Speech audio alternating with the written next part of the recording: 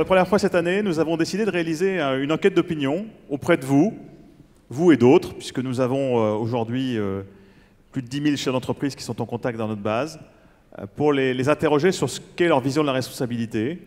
Nous avons monté cette enquête avec l'aide de Kea, qui est un cabinet en conseil en transformation, qui était une aide indispensable pour que nous puissions aboutir à ce résultat. Et nous voulions vous donner rapidement ce reflet de vos opinions. Comment vous, qui êtes ici ce soir, vous pensez la responsabilité et vous l'imaginez. Guillaume, à toi. Merci François. Bonsoir à tous.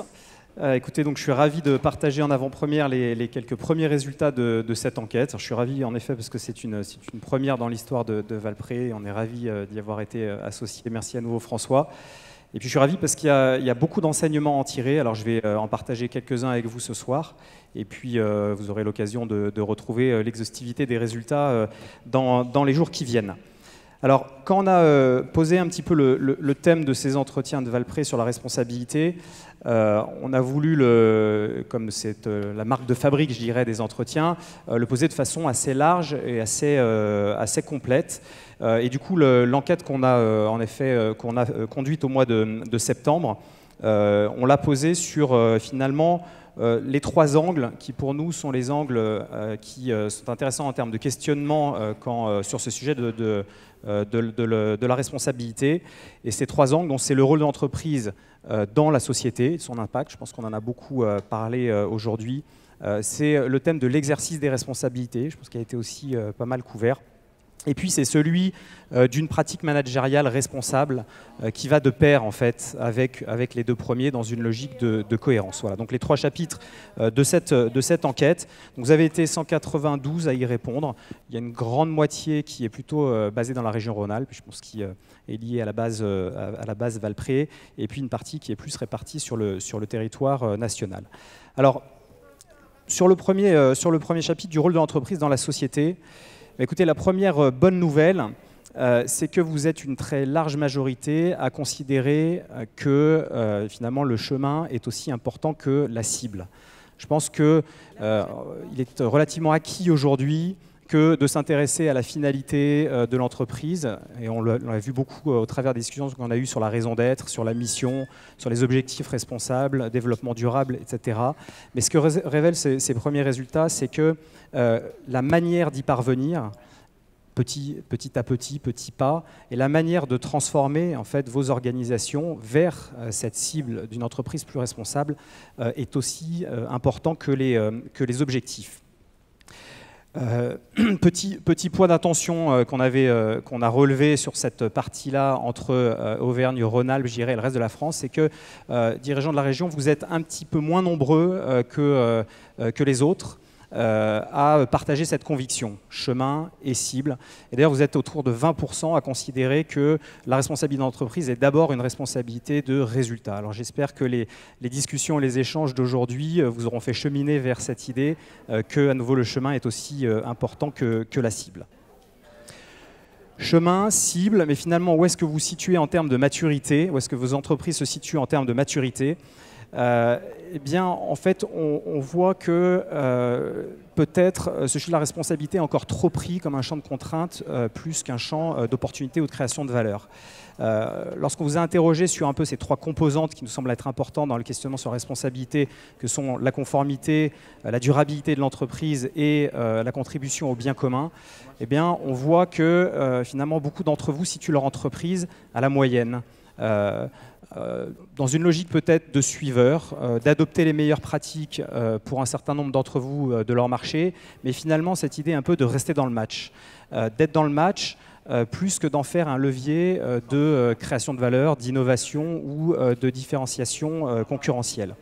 Voilà, là où peut-être que donc ça me fait penser peut-être plus à une logique de suivi, de survie que de vie, là où la question peut être pour vous, comment est-ce que la RSE est un booster de vie pour mon entreprise, dans mon entreprise, et comment est-ce que je peux en faire un levier en effet de création de valeur ou de compétitivité.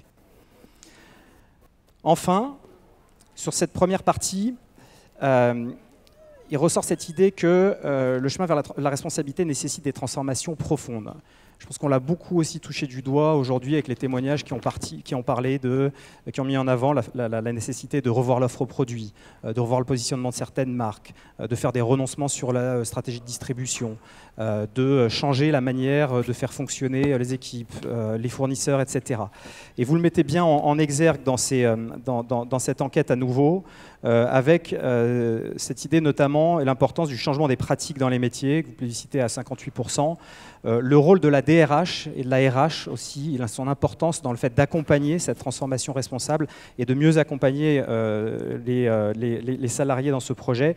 Et puis également au travers du sujet des objectifs qui sont à modifier à nouveau en cohérence. Et je pense que la cohérence est vraiment quelque chose qui, je trouve, est un fil rouge intéressant dans toutes les discussions qui ont eu lieu depuis ce matin. Cohérence entre la mission, la raison d'être et la pratique du quotidien. Cohérence entre les valeurs et l'action au quotidien. Et je trouve que ça ressort à nouveau de façon importante ici. Alors sur le deuxième chapitre de l'exercice des responsabilités, il y a un premier enseignement qui est, en fait on avait posé la question de à quelle notion vous associez l'exercice des responsabilités. Ce qui en ressort, c'est que de façon encore très importante, voire peut-être trop importante, l'exercice des responsabilités est associé à des éléments derrière lesquels on a cette notion de pouvoir. L'action personnelle, la portée de l'action personnelle, l'organisation, la répartition des rôles, la décision, etc. Dans une moindre mesure, mais qui reste importante, vous associez à l'exercice des responsabilités l'enjeu d'organiser le collectif, de construire un collectif fort dans lequel chacun a sa part de voix, chacun existe, et qui soit au service de l'entreprise et de sa stratégie. Et puis dans une moindre mesure, des notions liées au temps et à l'équilibre. Le temps, on retrouve derrière beaucoup les idées de conscience et préparation de l'avenir et de gestion de la dualité entre le temps court et le temps long. Voilà. Être responsable, c'est préparer l'avenir et c'est gérer finalement ces tensions entre le temps court et le temps long. Et puis la gestion des équilibres, derrière cette notion-là, on retrouve beaucoup de choses qui ont trait au fait d'organiser et de gérer les équipes et les tensions à l'intérieur de l'entreprise, tensions qui se créent avec la rupture digitale, avec les ruptures de génération, entre l'interne et l'externe. Voilà. Donc ces deux éléments apparaissent peut-être un peu en retrait. Je pense que ce sont pour autant des challenges importants pour les années qui viennent.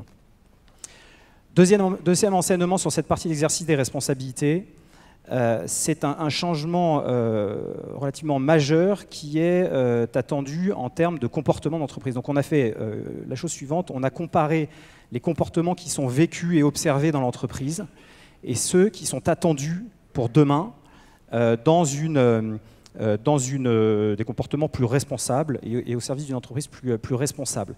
Alors, ce qui est intéressant de noter, c'est peut-être ce mouvement qui est entre deux groupes de valeurs et de comportements.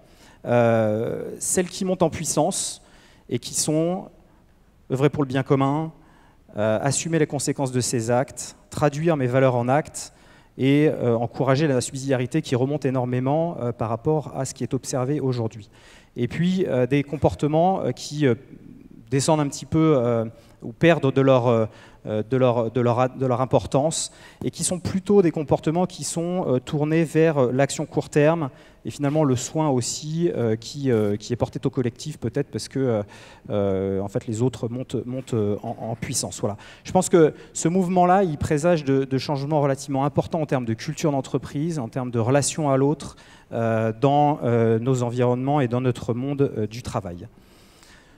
Sur le troisième chapitre, on a cherché à regarder un petit peu la définition que vous aviez, que vous faisiez du manager responsable face du coup à ces questions de montée en puissance de responsabilité. Alors tout d'abord, on a dressé un peu ce portrait robot du manager responsable pour essayer de comprendre ce qu'il était, ce qui n'était plus.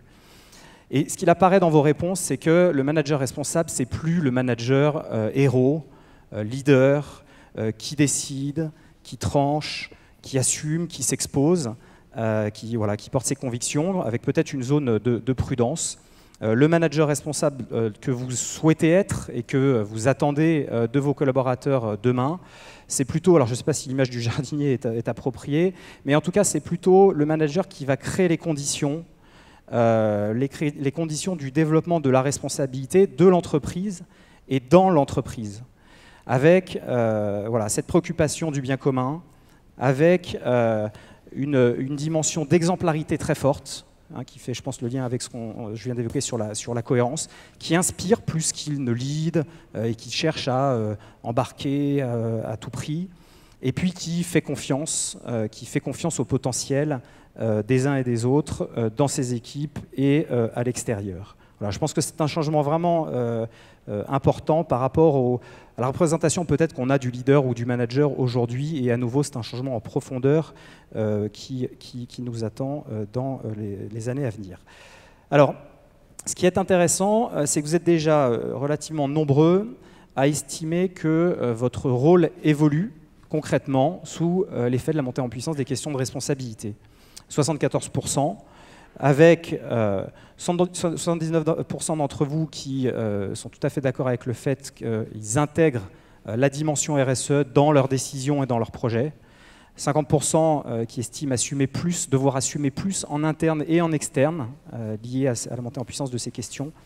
Et puis un gros tiers qui commence à intégrer aussi des critères d'évaluation liés à la responsabilité et à la RSE dans les critères d'évaluation de leurs équipes. Assez peu d'objectifs chiffrés autour de la responsabilité, et assez peu à ce stade à nouveau sur le fait de rendre compte à ce sujet-là. Je pense que ça fait partie des enjeux et des questions qu'il faudra approfondir pour à nouveau créer la cohérence d'un modèle responsable et d'une entreprise responsable. Alors une dernière bonne nouvelle avant de conclure. On vous a interrogé également sur les leviers et les freins, la façon dont vous perceviez les leviers et les freins sur cette accélération en termes de responsabilité pour l'entreprise. Alors la première bonne nouvelle, en effet, c'est que les salariés, vos collaborateurs, sont jugés comme étant les premiers et se voient comme étant les premiers accélérateurs de responsabilité pour l'entreprise. Le PDG clairement aussi. Je pense qu'on a eu des très bons exemples aujourd'hui de PDG qui ont porté ces projets-là, les ont impulsés et les déploient dans leur organisation. Ensuite, on a un espèce d'hésitant, de ventre mou, là, comme dans la stratégie des alliés, dans lesquels on était un petit peu surpris de voir apparaître le COMEX, ou peut-être dans une autre mesure les cadres dirigeants. Peut-être pris un peu en étau entre des collaborateurs qui poussent et qui essayent aussi dans leur quotidien de mettre en place un certain nombre d'initiatives, et puis des patrons et des dirigeants qui portent beaucoup ce projet. Donc, question, sont-ils suffisamment embarqués, moteurs, contributeurs dans ce type de projet? Voilà. Je pense que ce qui est important face à ce panorama-là, c'est cette idée qu'il y a un travail de pédagogie et d'embarquement à faire, un peu comme on le fait d'ailleurs dans la stratégie des alliés, sur l'ensemble de ces parties prenantes, et de renforcer l'idée que le projet RSE de l'entreprise, c'est un projet global, inclusif, et d'ailleurs incluant les parties prenantes extérieures de l'entreprise, notamment les sous-traitants, les fournisseurs et autres. Voilà. Pour conclure, je trouve que je voudrais simplement partager que ce qu'on voit dans cette enquête, et puis finalement en redéroulant le film de la journée, c'est un changement de paradigme très fort qui est en train de se faire, qui va vers un nouvel ère, un nouvel âge de l'entreprise, une entreprise responsable, plus respectueuse, on l'a vu, de la société, de la biosphère, mais aussi plus respectueuse des collaborateurs qui la composent. C'est un changement important qui est difficile, qui a des implications profondes, on le voit, mais qui est énormément porteur d'optimisme, je trouve, et d'espoir dans le monde des affaires qui est en recherche aussi souvent de sens et d'optimisme. Donc je trouve que c'est très enthousiasmant et porteur de beaucoup d'espoir sur la transformation de notre monde économique. Voilà, et puis si je pouvais formuler peut-être un vœu avant de rendre le micro à François, ce serait celui que chacun d'entre vous puisse s'engager dans ce chemin de la transformation responsable, d'une entreprise plus responsable et de croître en responsabilité. Voilà, merci.